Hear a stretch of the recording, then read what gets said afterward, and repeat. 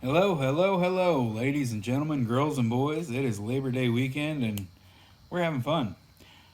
Being Labor Day weekend, I've seen a lot of the knife places have Hogue on sale and reminded me I really did want to readdress or touch back on this Hogue Sig Sauer K320 that I got. And it doesn't 100% fit my needs for an everyday carry because of some particular needs of mine, but I I think there's a little bit more to be said about this knife that I think some people are missing. One, I'd really like to see this, or I would like to be able to compare this with a Manix 2, Spyderco Manix 2. If you have one, you'd be willing to lend me one, I'd appreciate it because I'd like to put it side by side to this. I can't justify buying one right now because I think this is better. You know, I've seen people compare this to the Shaman, which I've held in hand at a shop before, and boy, I tell you, this side by side with a Shaman, pretty good knife. So I only have this out there for reference because a lot of people say this is, kind of a pinnacle of the price point for value and everything. So the Sig Sauer is a really good feeling knife. And just so you're wondering what we have in the glass today for Labor Day weekend is some Rabbit Hole High Gold. Pretty good. Pretty good whiskey to sip on. So, a couple things is the form of it and how it fits is fantastic. It's so comfortable in the hand, and I'm gonna probably upset a lot of people on this video possibly. I would go to argue, for me, I think it fits in my hand better than the Doug Ritter Hogue RSK. Yep, I said it. Probably gonna upset some people. But anyways, it fills in really well. And the action on it's great. But it's got a really, when I hold this, I get that vibe that this is my partner in crime. My ride and die. My, will be there till the end kind of a knife. Yes, this does have the plasticky feel, but I have something I did with that helped for me anyways that I think some people should consider. The liners are a little larger or seem a little larger than a lot of other options I've seen. I think they are bigger, and by the jimping alone, there's a longer material liners there, and they're set in, I'm pretty sure, into the FRN there. Hogue mills these out. They set them in. Really strong way of doing that. So what I did to actually give this some texturing is I just took the tip of a knife and I just kind of give it a little press and a little pick. A little press, a little pick. And what that did, if you can see it, it just gives a little bit of texture there. And it feels pretty good for me. It gives it not a cheap of a feeling. I also did that back here on the back just because as you close these, that fits into the hand. And it just gives it a little better feel to me, a little better traction. It doesn't feel like it's, aggressive or anything like that. It just feels a little bit better. It's not even as aggressive as this texture here, which is a pretty solid texture. Another thing is that I think makes this really exceptional is the clip.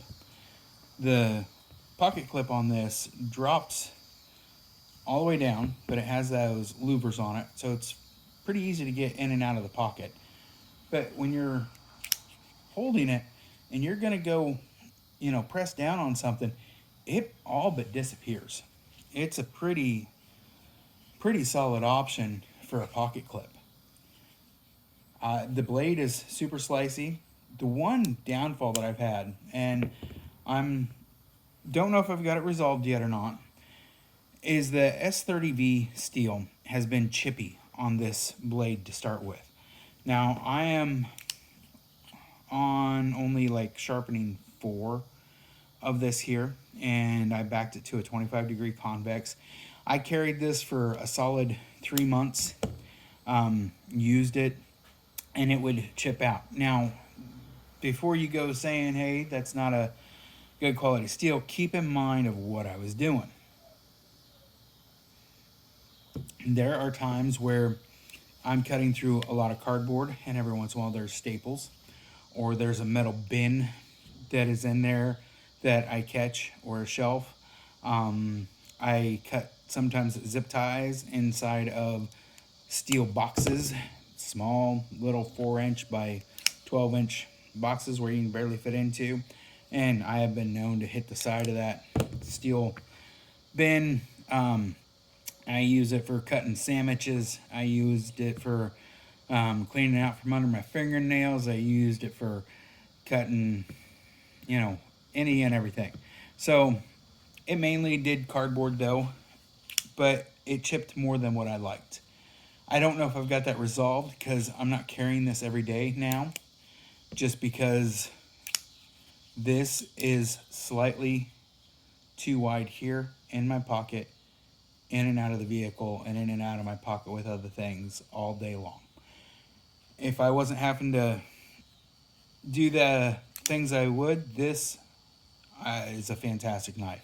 This is a great weekend knife for me. This is a great little camping, hiking, whatever knife. Like I said, this knife just feels like I got your back no matter where we go. It feels great in the hand. It feels strong. The lockup's great. It's just all in all a solid knife. There's no way around it. Like I said, I'd really like to compare it to a Mannix. I've seen people compare it to a Shaman.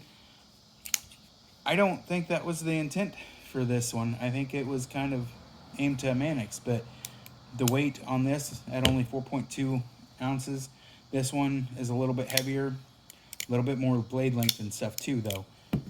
But all around, this knife here, right now, with Labor Day being on sale, watching these every once in a while, they go on sale. I think I seen one today for like $128 or something like that. 128 bucks. Man, that's a heck of a good knife for 128 bucks. Even with the steel being where it was a little chippy to start with.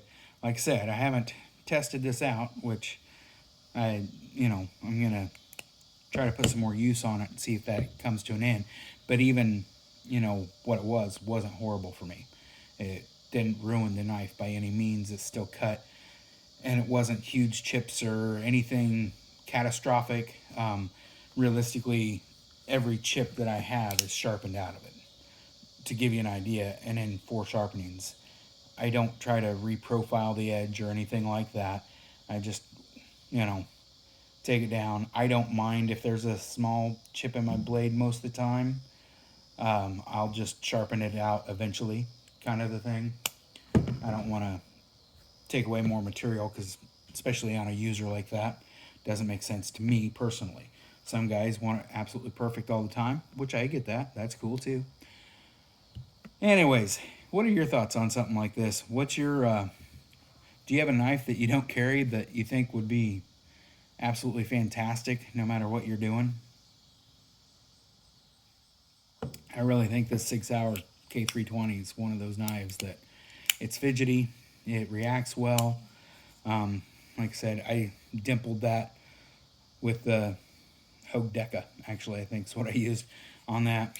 But it just gives a nice little grip, but this thing's fast. I mean, can't do it on camera because, it's at a wrong angle. But it's fidgety, it's, deploys quick enough. It, can open multiple ways. It just, neat little knife to play with. But as far as functionality and how it feels, it's almost athletic but secure, just fits. It's got, to me, really great ergonomics. I mean, it's rounded around to where it's comfortable. You don't the way this is closed, some people say, well, more stuff gets in there. It does, but it makes it feel like when you want to push down on something and actually get to work on it, that's the best option to have back there. It just feels like it is made to, do about anything. I don't think it's a master of anything, but I could see skinning a deer with this. I could see, you know, trying to fillet a fish. I don't fillet a fish very good at all, and wouldn't work all the great for that, but getting the guts out of it. I could see doing a squirrel or a rabbit with this as well. I mean, that belly's a little big, but I could work around that just fine. And I could see starting a campfire and whittling with this thing. It just good little all-around pocket knife.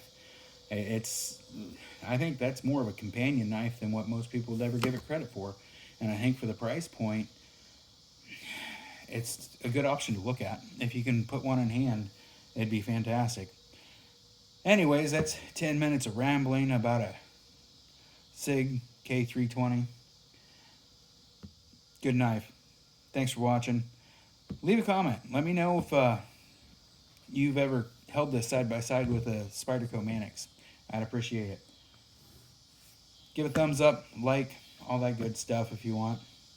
But I enjoy when people actually communicate back and forth on these videos. If you do that, I'd appreciate it. Have a great day.